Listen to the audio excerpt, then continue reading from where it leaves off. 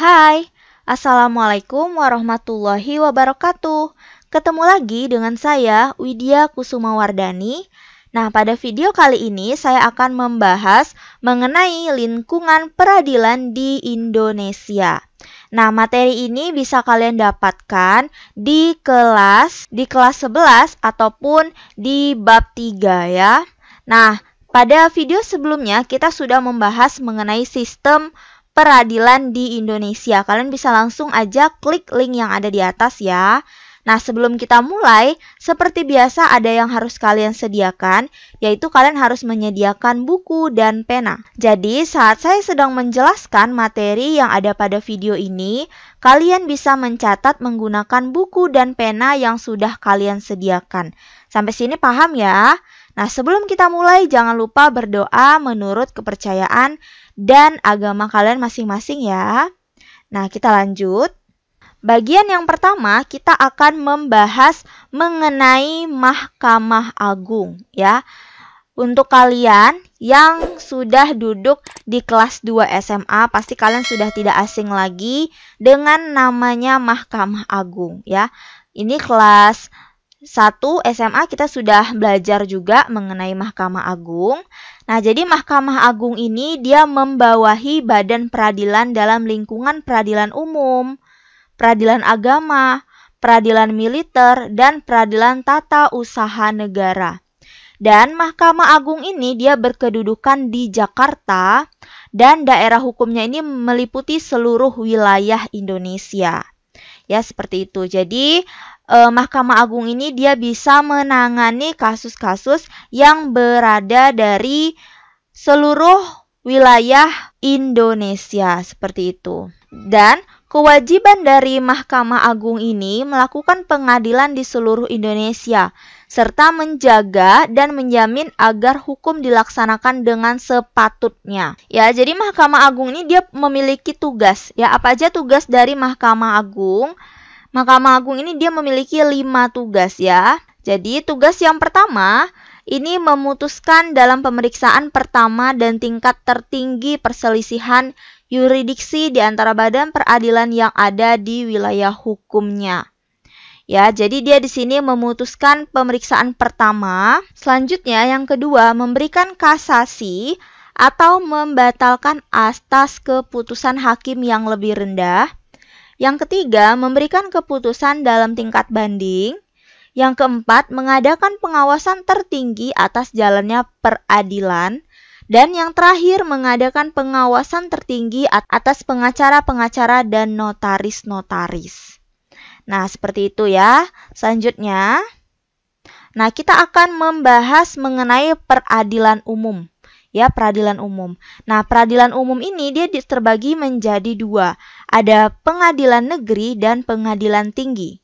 Pengadilan negeri yaitu daerah hukumnya di kawasan kabupaten atau kota. Sementara kalau pengadilan tinggi ini daerah hukumnya terdapat di provinsi ya. Nah, ini yang membedakannya. Nah, selanjutnya, di dalam pengadilan negeri ini, dia minimal diadili oleh 3 hakim dan dibantu oleh 1 orang panitra. Nah, tapi kalau untuk perkara yang sifatnya ringan ya, yang ancamannya hukumannya itu kurang dari 1 tahun, maka dia diadili hanya oleh 1 orang hakim. Nah, kalau dia sifatnya perkara ringan ya, itu dia hanya diadili oleh 1 orang hakim saja. Nah, selanjutnya kita masuk ke pengadilan tinggi. Pengadilan tinggi ini dia bisa juga disebut sebagai pengadilan tingkat banding. Ya, nih pengadilan tingkat banding.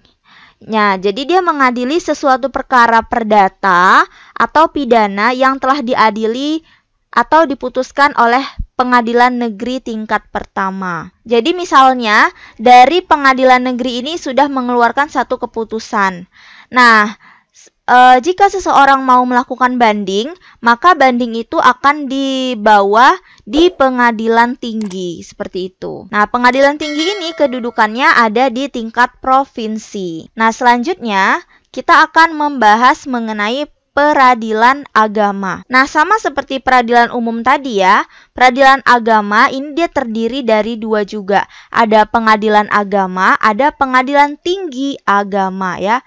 Ada pengadilan agama dan pengadilan tinggi agama. Nah, peradilan agama ini yaitu lingkungan peradilan di bawah Mahkamah Agung ya, tetap di bawah Mahkamah Agung, untuk rakyat pencari keadilan yang beragama Islam mengenai perkara perdata tertentu yang diatur dalam undang-undang. Ya, jadi di sini dia mengenai perkara perdata. Perdata ini yang diatur di dalam undang-undang ya. Nah, biasanya yang diurus di dalam peradilan agama ini yaitu mengenai perkawinan, selanjutnya warisan, wasiat, dan hibah. Ya, ini biasanya yang diselesaikan, sengketa-sengketa perdata yang diselesaikan di peradilan agama. Ya, ini biasanya sengketa-sengketa yang diselesaikan di pengadilan agama. Ya, nah sama seperti peradilan umum tadi ya.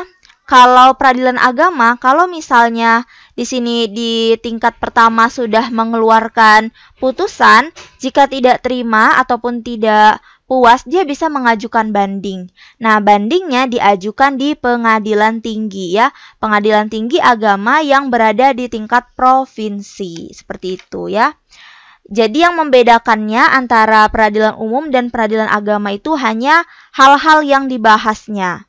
Ya, kalau peradilan agama itu membahas mengenai hal-hal yang bersifat perdata yang diatur dalam undang-undang.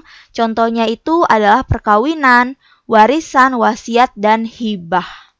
Nah, kita lanjut. Kita akan membahas mengenai peradilan militer. Ya, bagian peradilan militer ini terbagi menjadi 3. Ada pengadilan militer, ada pengadilan tinggi militer, dan pengadilan utama militer. Nah, kita bahas dari pengadilan militer. Pengadilan militer ini tempat untuk mengadili sesuatu hal yang dilakukan oleh militer yang berpangkat setingkat kapten ke bawah ya, di dalam daerah hukumnya. Seperti itu. Jadi misalnya militer-militer yang melakukan suatu kesalahan, dia diadili di tingkat pengadilan militer ini, tapi dilihat dari pangkatnya. Ya, kalau pangkatnya itu setingkat kapten ke bawah, dia diadili di pengadilan militer ini. Nah, selanjutnya pengadilan tinggi militer dilakukan oleh militer yang berpangkat setingkat mayor atau di atas lebih tinggi dari mayor. Nah, seperti itu ya. Jadi di sini dilihat berdasarkan pangkatnya ataupun tingkatannya, di mana dia mau diadili, seperti itu. Nah, selanjutnya yang terakhir ada pengadilan utama militer. Ya, ini bertugas untuk memeriksa dan memutuskan pada tingkat banding yang telah diputuskan pada tingkat pertama oleh pengadilan tinggi militer.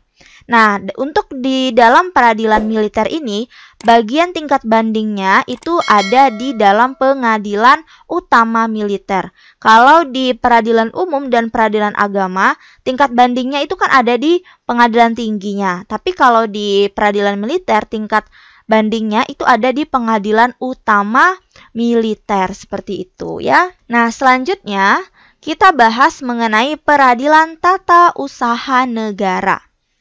Ya, tata usaha negara itu sama, ada 2 juga. Ada pengadilan tata usaha negara dan pengadilan tinggi tata usaha negara. Ya, lingkupannya juga masih sama. Kalau yang pengadilan tata usaha negara itu ada di tingkat kabupaten atau kota. Sementara kalau pengadilan tingginya itu ada di tingkat provinsi. Seperti itu ya. Nah, peradilan tata usaha negara ini yaitu peradilan di tingkat di bawah Mahkamah Agung juga yang melaksanakan kekuasaan kehakiman bagi rakyat pencari keadilan terhadap sengketa tata usaha negara. Nah, sekarang kita akan lanjut ke Mahkamah Konstitusi ya. Jadi, Mahkamah Konstitusi itu memiliki kewajiban serta wewenang yang pertama menguji undang-undang terhadap undang-undang dasar. Ya, jadi kalau misalnya kalian sedang membuat undang-undang, nah sebelum undang-undang itu diresmikan maka harus dilakukan dulu uji coba ya. Uji coba terhadap UUD. Eh Apakah materi yang terdapat di dalam UU Undang-Undang ini memiliki hal yang bertentangan dengan undang-undang ini? Nah, jika iya, maka undang-undang ini tidak bisa untuk disahkan. Namun, jika isi materinya itu memiliki satu kesatuan ataupun berpedoman terhadap UUD, maka materi yang terdapat di dalam undang-undang ini bisa disahkan seperti itu ya. Nah, selanjutnya MK juga berwenang untuk memutuskan sengketa kewenangan lembaga negara yang kewenangannya ini diberikan oleh UUD 1945. Selain itu juga MK memiliki wewenang untuk memutuskan pembubaran terhadap partai politik. Ya, mengenai pembubaran terhadap partai politik itu ada di wilayah kewenangannya Mahkamah Konstitusi. Selanjutnya, MK juga memiliki kewenangan untuk membahas perselisihan pemilu. Ya, jadi saat misalnya pemilu sedang berlangsung, ada suatu pihak yang tidak terima terhadap hasil dari keputusan pemilu tersebut dan memiliki bukti-bukti tertentu, dia bisa mengajukan gugatannya itu ke Mahkamah Konstitusi ya, gugatan terkait dengan pelaksanaan pemilu tersebut. Nah, selanjutnya juga MK dia memiliki wewenang memberikan putusan atas pendapat DPR mengenai dugaan pelanggaran oleh presiden atau wakil presiden menurut UUD 1945. Nah, jadi di dalam UUD 1945 itu kan sudah diatur mengenai hak dan kewajiban presiden dan wakil presiden. Nah, misalnya saat dalam proses berjalannya masa kepemimpinan, DPR itu mengatakan bahwa ada dugaan pelanggaran yang dilakukan oleh presiden dan wakil presiden, maka di sini MK memiliki wewenang untuk memberikan putusan atas pendapat dari DPR tersebut, tapi harus berdasarkan UUD 1945 seperti itu ya. Nah, mungkin segini dulu informasi yang bisa saya sampaikan. Saya minta terus dukungannya untuk memajukan channel ini dengan cara subscribe, like, komen, dan share ke seluruh sosial media yang kalian punya, supaya kita bisa belajar bersama.